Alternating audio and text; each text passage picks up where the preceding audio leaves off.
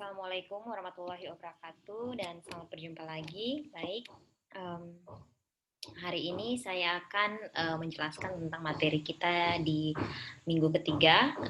Jadi ini masih terkait dengan apa yang sebelumnya saya jelaskan di minggu kedua tentang konsep perolehan bahasa oleh anak usia dini. Baik, langsung saja saya share PowerPoint-nya di sini ya, semoga bisa dilihat ya semua. Ya, jadi untuk hari ini kita akan bahas tentang teori perkembangan bahasa anak, gitu ya. Nah, ada dua hal yang akan jadi topik atau pembahasan kita pada kesempatan kali ini. Yang pertama itu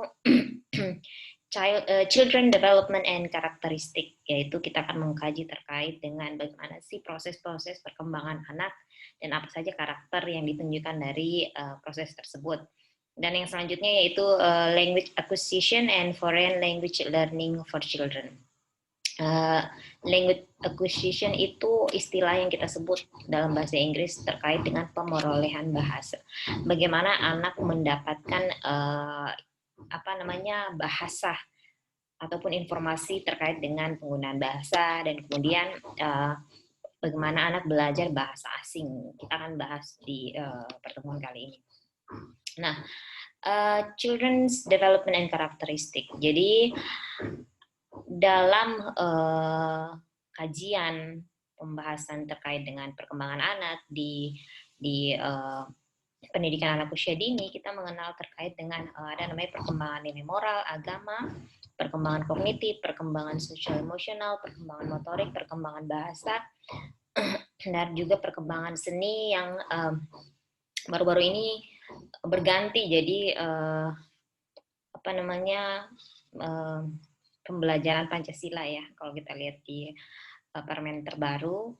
Namun khusus untuk mata kuliah ini kita akan fokus pada perkembangan bahasa ya, khususnya bahasa pemerolehan bahasa asing oleh anak.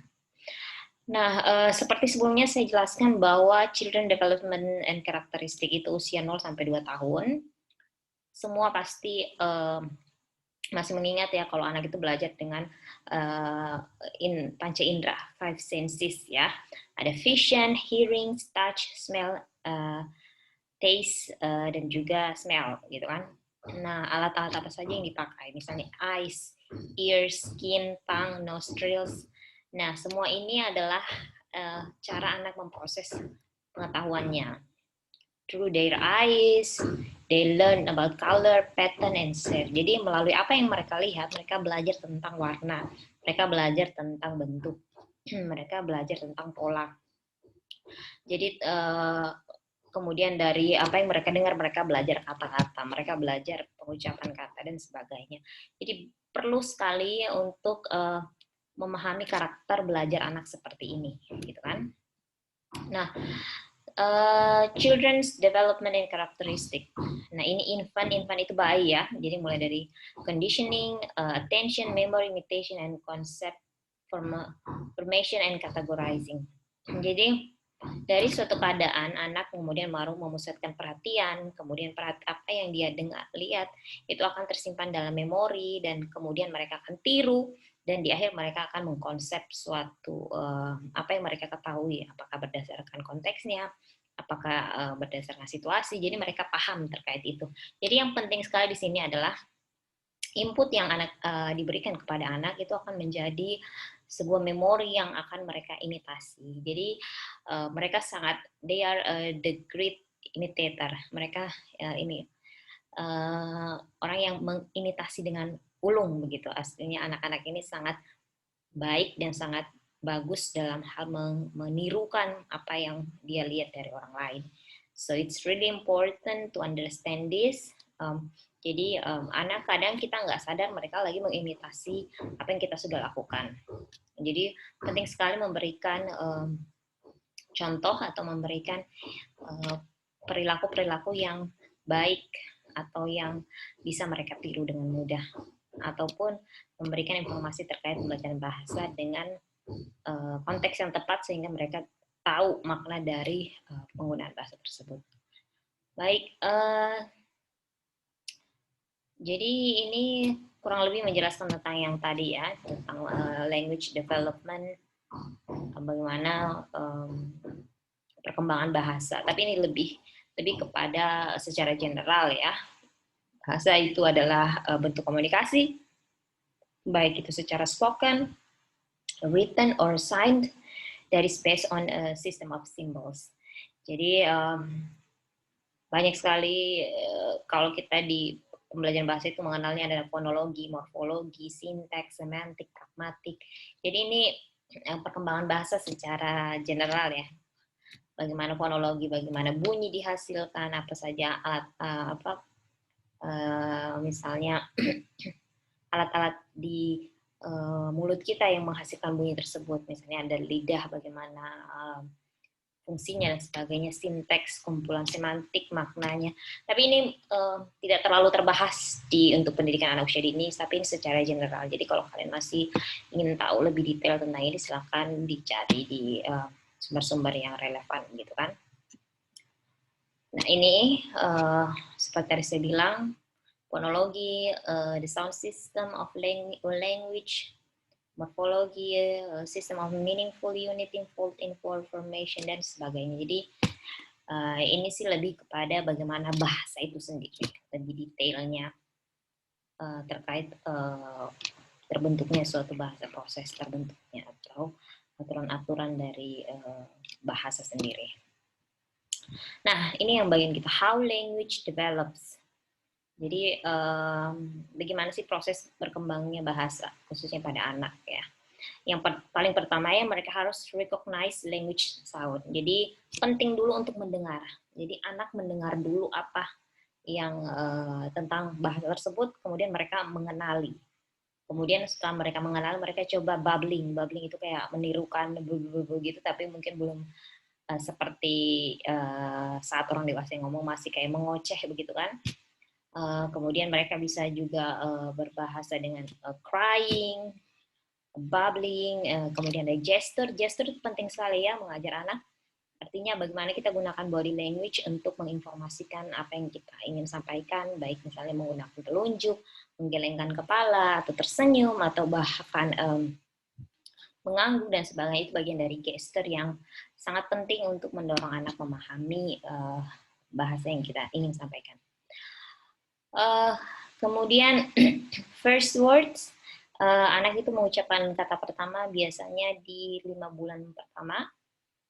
Kemudian nanti setelah itu, ya walaupun mungkin katanya belum terlalu jelas, tapi mereka sudah mengoceh menggunakan,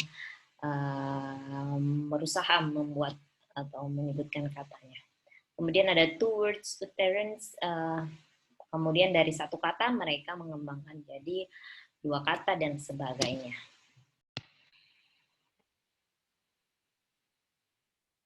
Oke, saya lanjut lagi ya. Jadi tadi yang saya sebutkan bahwa dalam perkembangan bahasa banyak sekali yang mempengaruhi. Ada namanya biological and environmental influence. Biological itu lebih kepada bagaimana alat-alat yang ada di alat-alat berbicara misalnya. Apakah semua baik-baik saja misalnya. Apakah anak bisa mendengar dengan baik sehingga bisa memproses informasi yang mereka dengar, apakah tidak ada kendala secara kognitif ataupun alat untuk berbicara tidak ada masalah. Jadi itu bagian dari biological influence. Kemudian ada namanya environmental influence, itu yaitu bagaimana bahasa itu terekspos kepada anak, ya.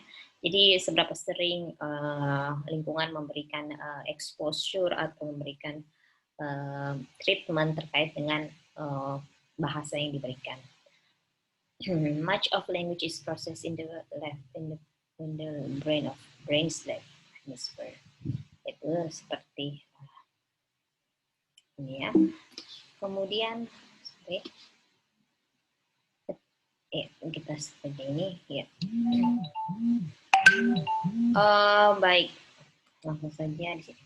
Nah, dalam pembelajaran bahasa Inggris, khususnya untuk anak, reading dan writing itu kita belum ajarkan secara spesifik ya. Kita lebih banyak menginginkan mereka terexposure melalui misalnya mereka mendengarkan, jadi mendengarkan lagu, mendengarkan segala kata yang bisa menunjang mereka dalam menghasilkan bahasa yang baik. Nah, kalaupun untuk reading kita lebih banyak ke storytelling ya. Jadi kebanyakan guru membacakan buku cerita kepada anak-anak, mendengarkan dan proses seperti itu. Namun untuk reading dan writing kita paling mengajarkan itu, ini tergantung dengan kemampuan anak ya. Kita harus lihat dulu, kita identifikasi anak itu sudah di level seperti apa, dan kalaupun misalnya sudah ada basic, maka kita bisa improve atau meningkatkan lagi kemampuannya dalam bahasa Inggris. Umumnya kita fokus di alfabet ya, kalau untuk di awal-awal alfabet, numbers yang mereka familiar, and maybe we can also teach them about things around them. Jadi benda-benda yang di sekitar mereka ya, sambil kita ajak bermain atau ajak bermain games atau ajak bermain peran untuk mengenali benda-benda yang ada di sekitar mereka, khususnya dalam bahasa Inggris ya. Nah, ini yang sebelumnya saya sudah jelaskan, bilingualism and second language learning. Sama seperti yang sebelumnya, adults tend to learn second language faster than children, but their final level of second language is not as high as children. Jadi ada penelitian yang menarik di sini bahwa mungkin orang dewasa itu cenderung mungkin lebih belajar lebih cepat dari anak, tetapi dalam hal final research atau hasil akhirnya terkait dengan bagaimana pemahaman orang dewasa dengan belajar bahasa yang mereka dapatkan tidak akan setinggi saat anak yang belajar. Kita bisa lihat dari pronunciation. Jadi kalau adults learn English itu di usia yang orang dewasa belajar bahasa Inggris di usia yang cukup dewasa lah atau usia yang cukup lanjut, mereka nggak akan kesulitan untuk pronounce the word exactly like it is. Jadi mereka akan kesulitan untuk mengucapkan kata itu seperti kalau anak yang belajar itu mereka lebih kayak native like, seperti orang bule aslinya gitu kan, dibanding saat dewasa. Itu salah satu kelebihan kenapa kita start early, kenapa harus belajar bahasa Inggris lebih cepat dibanding kalau kita setelah sudah dewasa gitu. Dan masih banyak research lain yang mendukung terkait pembelajaran bahasa Inggris sejak dini gitu kan. Misalnya manfaat yang misalnya cognitive flexibility, cognitive complexity. Jadi anak akan lebih fleksibel dalam hal cara berpikirnya, dalam hal menyelesaikan hal-hal kompleks dalam bila mereka diperkenankan untuk belajar bahasa Inggris seperti ini. Oke, sampai di sini any question? Ya, kalau tidak ada pertanyaan nanti, kalau masih ada pertanyaan nanti di-share di grup kita.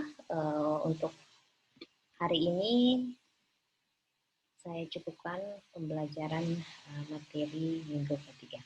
See you next time. Assalamualaikum warahmatullahi wabarakatuh.